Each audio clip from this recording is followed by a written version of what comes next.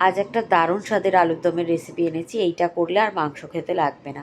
কড়াইতে প্রথমে গোটা গরম মশলা ফোড়ন দিয়ে আর জিরে ফোড়ন দিয়ে পেঁয়াজটা একবারে মিহি করে কেটে কুচি করে ভেজে নিতে হবে। দিয়ে দিলাম আদা রসুন পেস্ট 2 চামচ মতো। এরপর এক এক করে হলুদের গুঁড়ো, ধনের গুঁড়ো, জিরের গুঁড়ো আর লঙ্কার গুঁড়ো ঝাল অনুযায়ী দিয়ে দেবো।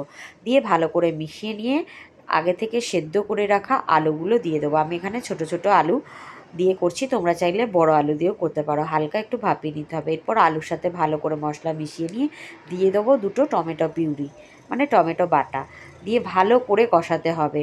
কষিয়ে কষিয়ে যখন তেল ছেড়ে আসবে দিয়ে দেবো সামান্য চিনি আর লবণ স্বাদ অনুযায়ী। ভালো করে মিশিয়ে নিয়ে গরম মশলা গুঁড়ো দিয়ে দিয়ে দেবো জল।